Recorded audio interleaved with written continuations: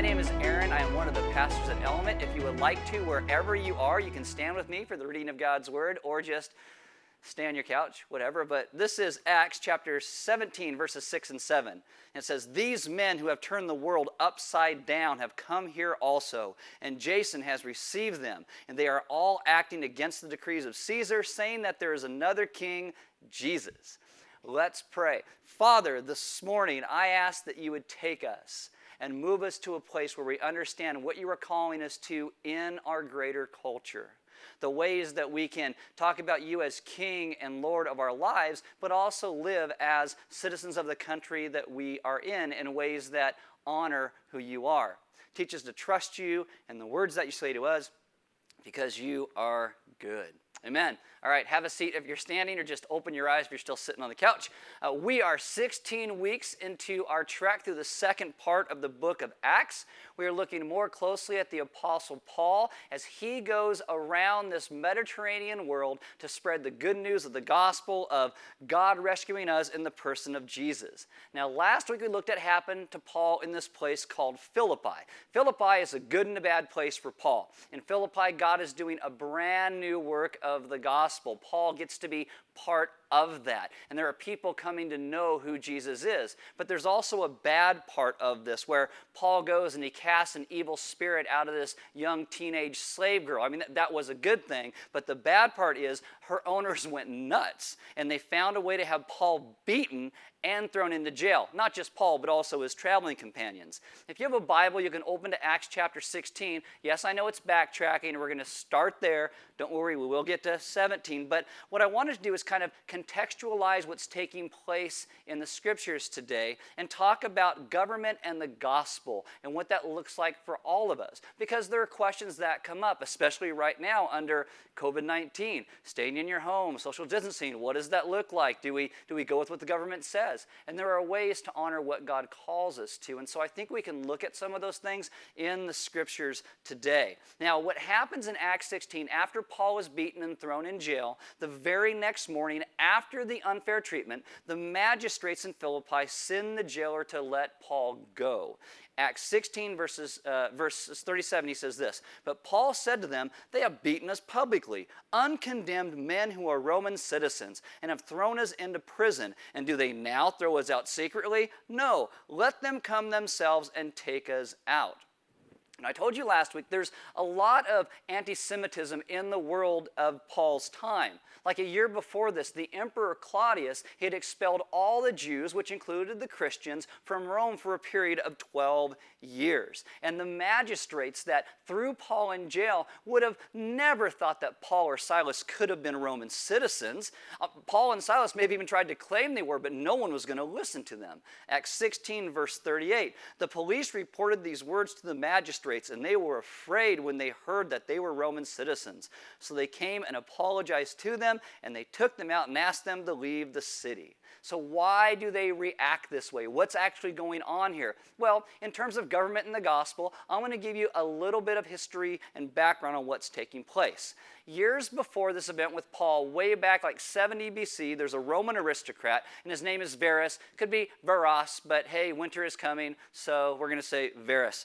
At that time, Romans would map out who's going to hold all the public offices, who's going to have all the power, so unlike today. And so they were all supposed to get someone they agreed to go be what's called the council, the head civic position in Rome. One of them would get that, and they would hold that position for a year. And after a year, they would advocate that, and they'd become a proconsul, someone who was underneath the council. This is all really a way to make money and keep power, because after you retired from the consulship, you would move off to some region and you would then rule over it. A lot of the places that we've looked at throughout the book of Acts had these proconsuls ruling over them. Places like Judea and Syria and Cilicia and Asia and Galatia and Achaia, and all over the places in Macedonia where Paul is now. So Varus becomes this consul, this praetor potestas, and then after it's over, he retires to Sicily to get rich. And he shows up to Sicily and starts collecting exorbitant taxes. He seizes anything his eye falls on and that he wants, like artwork. He had control of the military. So if anybody said, no, you can't take my stuff, he'd send the military in. You might be sold up as a slave or silenced and killed. Shiploads of goods were sent back to his home in Rome. Now, rumors started to leak out that Varus just wasn't doing this to all these other nationalities. He was doing it also to Roman citizens. And that's a big no-no. Like in Rome, you could do whatever you wanted to anybody else, but you can't do that to Roman citizens. And this got back to a barrister at the time named Cicero. Cicero comes, he checks out the claims, and he is appalled at what Varus is doing. And after a lot of squirming, Varus is brought back to trial in 70 BC. Varus had bribed a whole lot of people, and he probably would have gotten off, except that he had crucified a man who claimed to be a Roman citizen. There was a guy who had some stuff that Varus wanted, and he said no. So Varus had this guy beaten, and the guy still said no. And so Varus had him crucified. The whole time, the guy is crying out, you can't do this to me. I am a Roman citizen. And Romans would not let that stand. And so Varus gets convicted. He runs off and hides in exile, but he's eventually caught and killed by a guy named Mark Antony, if you really care. He actually, people say he wanted Varus's artwork. That's why he really went after him. But that cry, I am a Roman citizen, became a cautionary tale for anybody who was involved in government, especially magistrates. Do not get too vicious, because you can do whatever you want to other nations, but Romans, well, they have rights. If anything got back to Rome where a Roman citizen was beaten and was tossed in jail without any sort of due process or reason, there would literally be hell to pay. And it's why the magistrates become concerned, and they're very afraid at this moment when they hear Paul and Silas are Roman citizens. And Paul, it's kind of funny, he's going to milk this for all that it's worth. He's gracious, but he still milks it. Like he makes them come and escort them out and apologize. I don't think Paul's being vindictive. I think Paul here is protecting that church in Philippi. Because with these magistrates, they're going to think twice before going after this church after this. So they ask Paul to leave, and Paul will leave. But he does it slowly, and he talks to everybody he knew before he left, saying goodbye. Paul is a guy you'll see through Acts. He got hit with the downside of Roman rule a lot, but he also could use the upside at times. And what I want to do is deal with this idea throughout the passage of how Paul essentially appeals to Roman rule while he is consistently saying that he serves another king. So how do we, as people who live in America, in our world as U.S. citizens, are still U.S. citizens, but we worship and serve Jesus as our rightful ruler? Now, this is going to come up for Paul in the next section, because Paul's going to be accused of saying that he serves another king, which it's funny because he totally is. So Acts 17, starting in verse 1, says this. Now, when they had passed through Amphipolis and Apollonia, they came to Thessalonica, where there was a synagogue of Jews. And Paul went in, as was his custom, and on 3 Sabbath days, so that's over a 3-week period, he reasoned with them from the Scriptures, explaining and proving that it was necessary for the Christ to suffer and to rise from the dead, and saying, this Jesus, whom I proclaim to you, is the Christ, the Messiah, God's sent Redeemer. And some of them were persuaded and joined Paul and Silas, as did a great many of the devout Greeks and not a few of the leading women.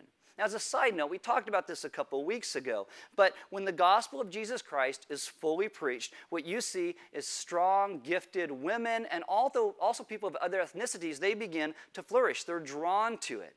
And it's really sad that the narrative outside of real faith in Jesus, where some people look into it, they say, oh, Christianity, it's repressive. And some churches really have reinforced that. But nothing and no movement has done more for the welfare, the growth, and the flourishing of women and other ethnicities and culture than the gospel of Jesus Christ. Nothing. Now, some people will say, well, what about feminism, right? Well, I think feminism, when it first started in its early form, was actually driven by gospel principles. It served the purpose of Christians being the imago Dei, the image of God, men and women created equal and yet distinct. And I'm not talking about some of the things that feminism does today, but in its roots, it's this idea of equality.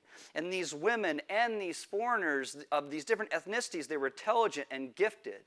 And the text keeps coming back to tell us that not just women, but other ethnicities in high standing are coming to believe and trust the gospel of Jesus Christ. And the Bible is making a point that these are not weak people.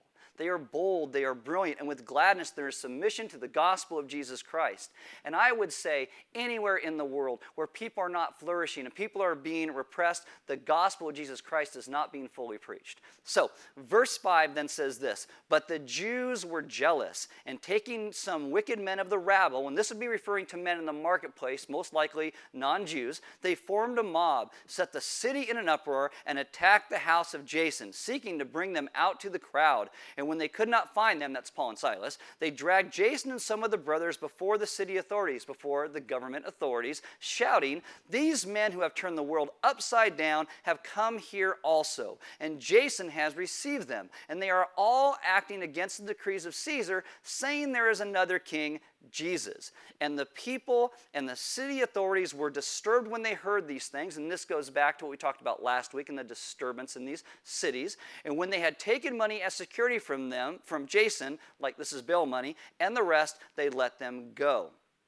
What you see here is that now Paul has Gentiles and Jews both gunning for him. The Jews are going after Paul for blasphemy, but in the Roman course, this will turn to a place of sedition. You're speaking of another king, and so now the Romans go after him as well. But here at this point, for once, they can't find Paul. Why? Verse 10, "The brothers immediately sent Paul and Silas away by night to Berea. And when they arrived, they went into the Jewish synagogue again. Now these Jews were more noble than those in Thessalonica. They received the word with all eagerness, examining the scriptures daily to see if these things were so." And when it says more noble, that doesn't mean better than or something like that. The word there for noble in this context, it means they weren't slaves to their preconceived ideas, that they were more generous with looking at the scriptures and listening to the words that Paul was saying. And they don't just take Paul's word for it. They open the scriptures rather than letting their emotions override the truth. Verse 12, "Many of them, therefore, believed." Why? Because they looked at the scriptures. "With not a few Greek women of high standing," there it is again, "as well as men. But when the Jews from Thessalonica," those less noble, "learned that the word of God was proclaimed by Paul at Berea also, they came there too." It's like they got nothing better to do. I don't know. "Agitating and stirring up the crowds. Then the brothers immediately sent Paul off on his way to the sea, but Silas and Timothy remained there." And really because they're probably more just after Paul. Verse 15, "Those who conducted Paul brought him as far as Athens, and after receiving a command for Silas and Timothy to come to him as soon as possible, they departed." Now, that's the text I want to kind of look at today in this. And I think when Paul runs from Thessalonica, you can see it really bothers him to leave these people behind because he wants to spend more time with him. Like just a couple weeks after he leaves them, Paul will write the book of 1 Thessalonians. In 1 Thessalonians chapter 2, verses 13 and 14, he says this, "And we also thank God constantly for this, that when you received the word of God, which you heard from us, you accepted it, not as the word of men, but as what it really is, the word of God, which is at work in you believers. For you, brothers, became imitators of the churches of God in Christ Jesus that are in Judea. For you suffered the same things from your own countrymen as they did from the Jews." So in context of gospel and government, I want to walk through these things to help you see what's happening. In Thessalonica, Paul goes in and he does what he normally does. He goes to the Jewish synagogue and he speaks about faith in Jesus, who he is and what he has done. Jesus is the long-awaited Redeemer. Now here there's a larger Jewish population because they actually can have a synagogue. So there's a group of men gathering together in these places of prayer. Now, it's also here in this culture that Paul will start to preach just a little bit differently to them. This is what Paul says in Acts 17, verse 2. "And Paul went in, as was his custom, on 3 Sabbath days he reasoned with them from the Scriptures, explaining and proving that it was necessary for the Christ to suffer and to rise from the dead, and saying, 'This Jesus whom I proclaim to you is the Christ.'"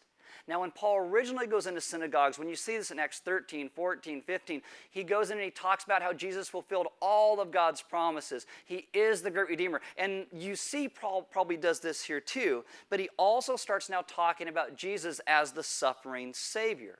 And it could be that believers in Thessalonica were experiencing hardships. It could be how Paul is relating to all of his hardships. And he probably most likely speaks this way because people are questioning whether he is really sent by God.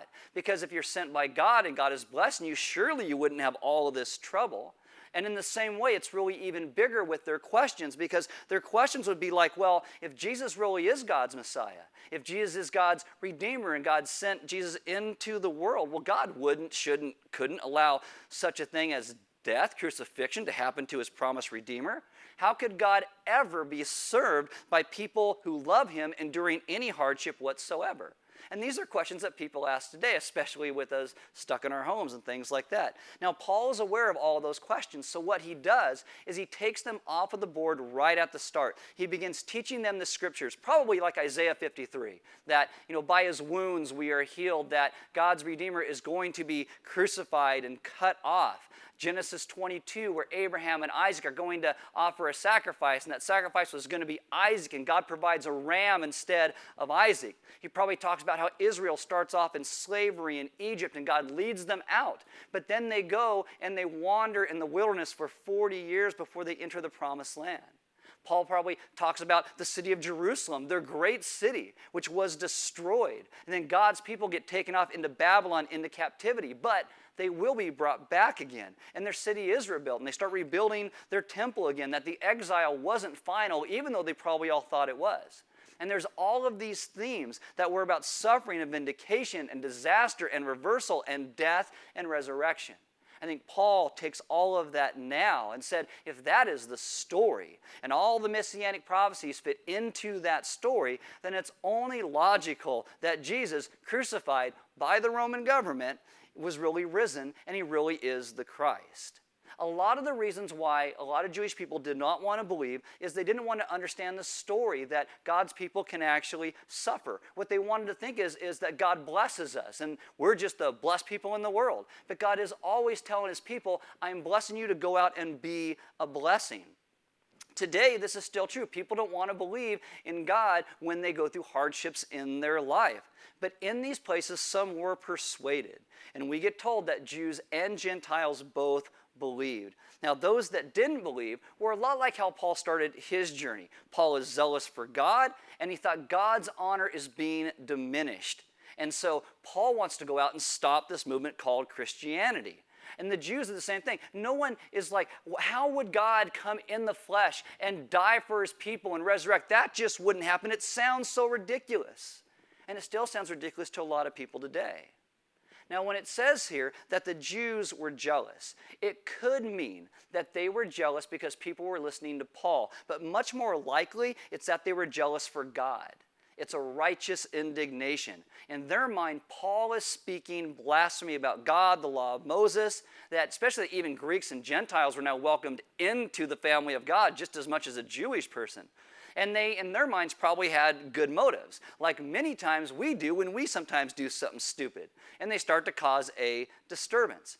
And this is so true. At Element, we have had the people who have had the best intentions cause many times such division here, thinking they're always doing the right thing.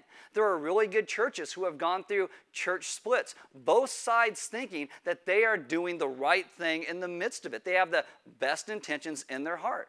Do you know, when Jesus was crucified, those people who crucified him thought they had the best intentions of God at heart. They thought they were honoring God by killing Jesus. And maybe that should give us some pause when we are bringing about division.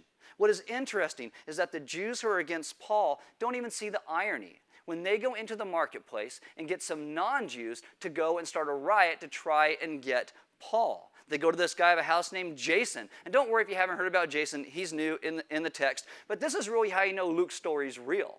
Because Luke is writing these things, and he's assuming these people know who this guy is. Jason is a guy who probably believed over those 3 weeks that Paul was sharing in that synagogue. And he opens up his home and says, why don't we meet here and talk about things here? It's a really cool thing. Jason and some other brand new Christians are going to bear the brunt of that mob's attack with the government, with those magistrates. They most likely weren't Roman citizens like Paul and Silas. And after Paul is gone, Paul worries about these trials that they're going to go through at the hands of the government and these people. Again, Paul will write this just a couple weeks after this. 1 Thessalonians chapter 3, verses 1 through 5.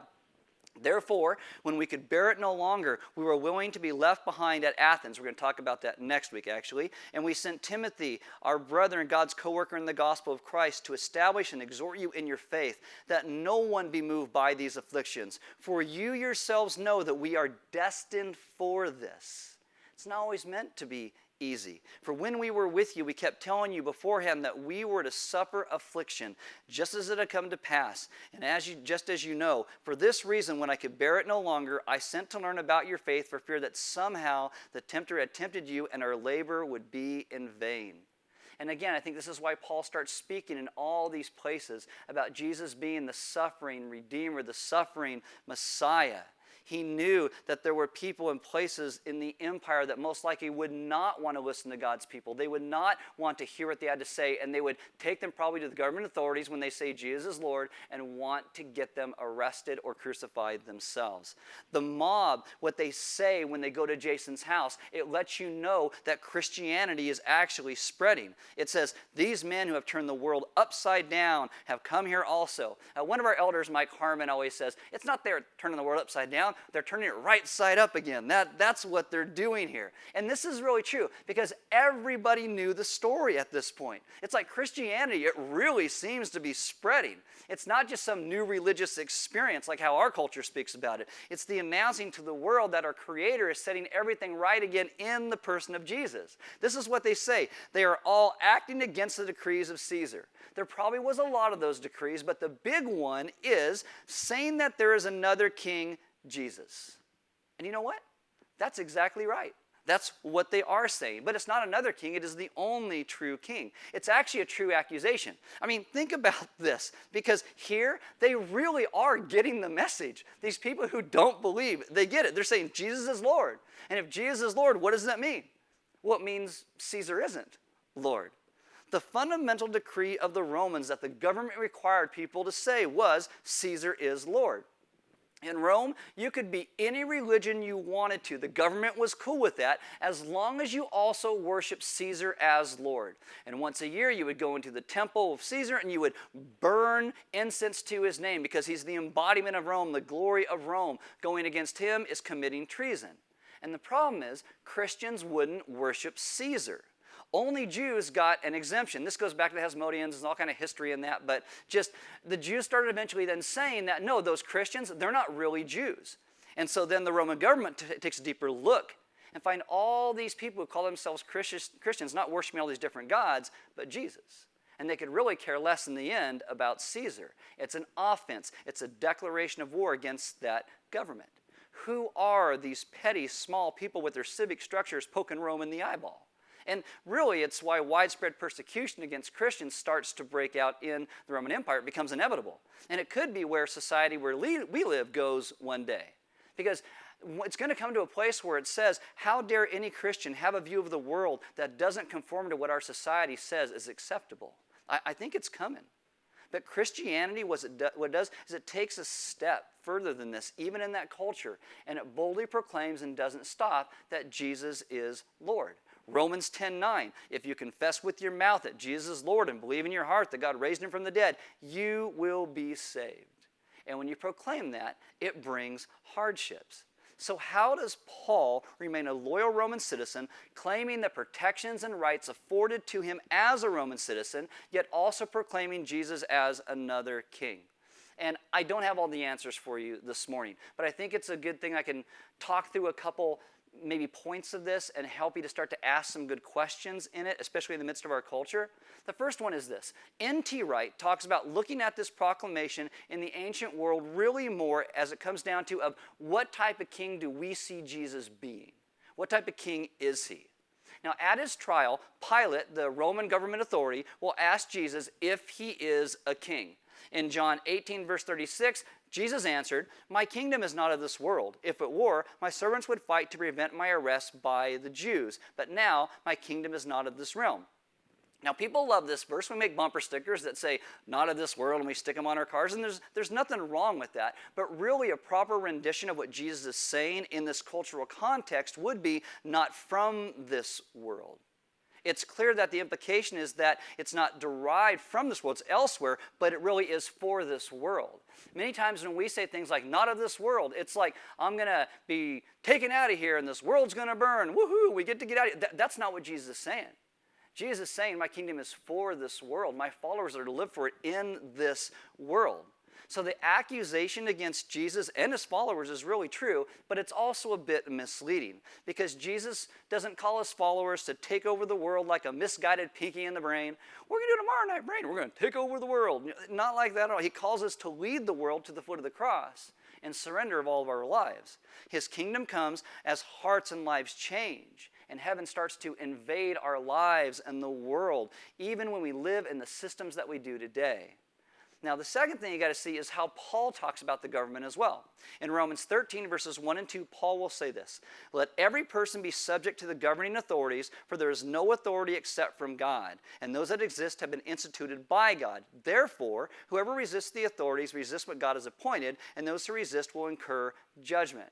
Now, these verses have been taken out of context throughout ages. So let me just walk through this a bit. When Paul talks about this, he is talking about roles versus people and how that practically works out in the world. Paul is giving general principles about government, not writing about specific rulers. His methods is to show how that you can come in and honor what God calls us to in the world. The principle is this: be subject to the governing authorities, which you will see Paul do throughout the book of Acts. But the methods of how we honor Jesus in that can be a little bit different. Like, we do not subject ourselves to specific people. We don't pay taxes to specific people. We submit to the office. And when a new person is in office, we submit to that person, not the old one. And once a person is out of office, we don't owe the old person any allegiance or taxes or anything like that.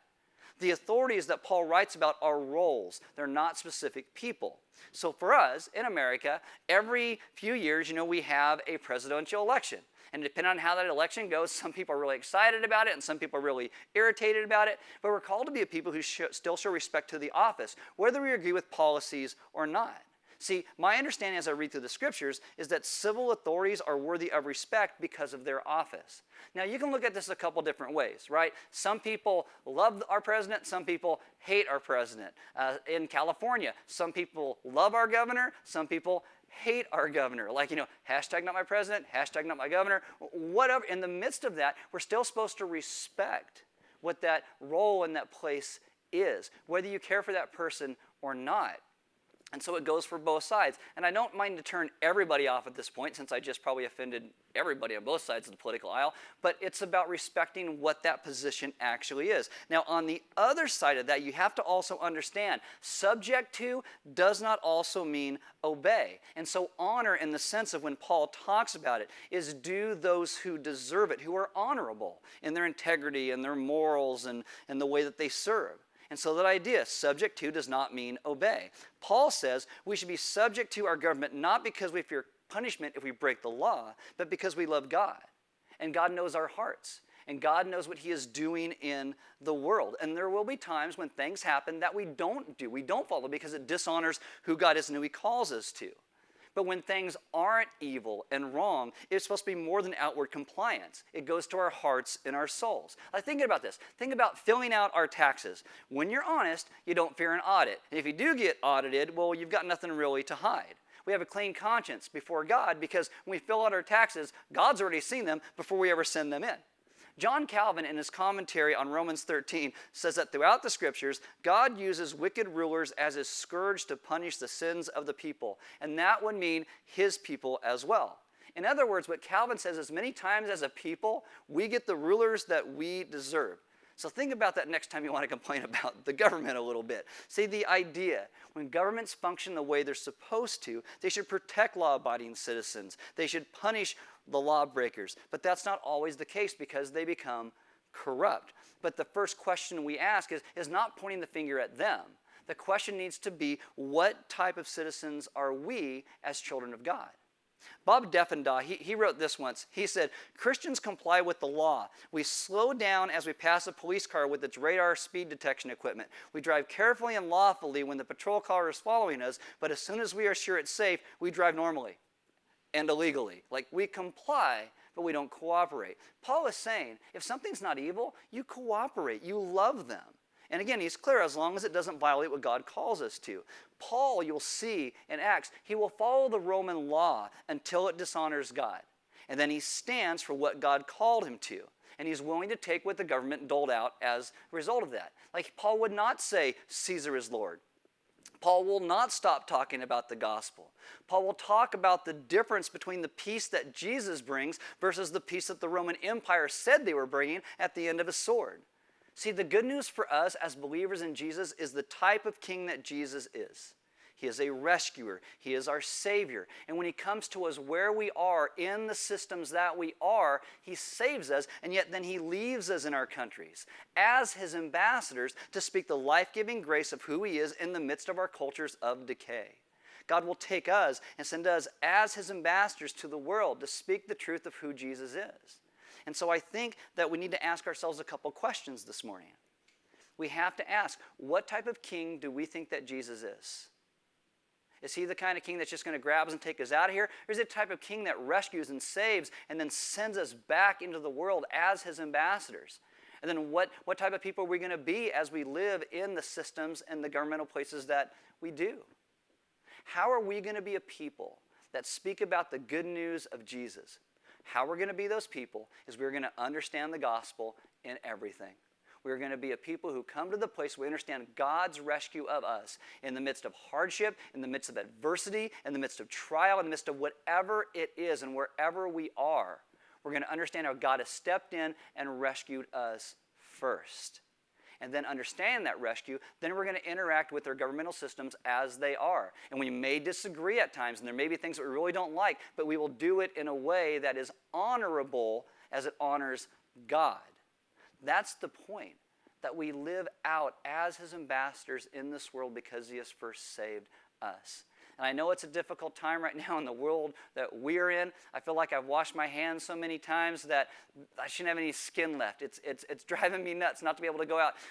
Somebody came to do a job at my house just the other day, and I walked up, I'm all, hi, to go, and I'm all, oh, sorry, because I forget all of it. There's all these crazy things, but how are we going to be a people who honor God in the midst of exactly where we are? In the places that we are, that honor some things the government has called us to, as long as it doesn't dishonor who God is. It means that we be a people who start in the place of the understanding of the gospel and God's rescue of us. That's where we start. The band's going to come up. And I'm going to remind you that every week, the way that we help you guys to do this is we take you to a place of communion. Now, again, we can't do that together, but you can do it at home if you like. Communion is a place where we break like a cracker that reminds us of Jesus' body that was broken for us to rescue and save us. That the government doesn't save us, Jesus saves us. And we would take that cracker and we would dip it in the wine or the grape juice when you're here. And that represents the blood of Jesus Christ. And that blood of Jesus is what rescues and saves and washes away our sin. Our allegiance, first and foremost, is to Jesus, our great rescuer, our great redeemer. But he has sent us to be his ambassadors in the world. And it's not always easy, and I don't have all the answers to all the questions of what that really even looks like as we live out through the things that we do in our country. But I will tell you, if we are not first focused upon God's great rescue of us, we are never going to be able to live as ambassadors in the world. So let's be a people who start to speak about it and understand that our Savior suffered and died and rose from the grave. And we may be in places where we suffer, but our God has promised us new life and resurrection in who he is. So let's trust him in the midst of that. If you would like prayer, again, maybe as Sarah said earlier in the announcements, maybe you're in a place today and you are all alone and you're feeling isolated, or maybe you're not alone and you have a bunch of little kids making you go crazy and you just want someone to pray with you. Log in tonight to that Zoom call. You can send an email to connect@ourelement.org and we'll pray for you there. You can even put it in the comments on the side. If you're watching on a computer, the YouTube stream, you can put it comments on the side. People will pray for you right there. I mean, our God is a good God. As ambassadors in the world, we come around one another and worship him together and draw one another back to who he is, because he is good. I'd invite you guys this morning to also maybe eat a meal with one another in your homes, that you would be able to talk through some of the stuff we talked about today, especially government and the gospel. If you do get that YouVersion, there are going to be some questions in there that are going to be able to reflect on some of the things we talked about today that will kind of go back and work through that. And it's okay if you disagree with some people who are around you and how that works out. That's fun. We're called to iron sharpen iron. We're going to sharpen one another. But in the end, we must be a people who always come to the understanding of God's great rescue of us, of what the gospel is. So we are a people who will worship him in all that we do, and the world will see that, because that's how the world changes. God's rescue, we as his ambassadors, living out in ways that honor him even through hardships and trials. Let's pray. Father, this morning, I ask that you would teach us what it means to live out as your ambassadors in this world. Father, whether we go through things like Paul did at times, where it seems like mob after mob after mob is just chasing him down and wanting him to stop talking about you. And yet he didn't stop talking about you. And he looks at the culture where he is and speaks in a way that they would understand who you are. You know, to the Jewish people in Asia Minor, Paul is speaking about the beauty of how you came and fulfilled all the promises you have ever made in the person of Christ. And yet here in these places, he starts talking about Jesus as our great suffering Savior, because they are true. You are true to your promises. And yet, as we read and look throughout the entire Old Testament scriptures, we constantly see that you allow your people to go through hardships as you grow them to understand you better and to trust you more. And so I ask that you would teach us to understand the great blessings that we have received. And so we would in turn be a blessing to the world around us, that we would speak those things out. That we would truly learn to be your ambassadors wherever we are, because we understand your rescue of us first and foremost. That you are God of the promise, who has rescued and saved us. Have us live as your children in this world, honoring you. And we ask this in your Son's gracious and good name. Amen.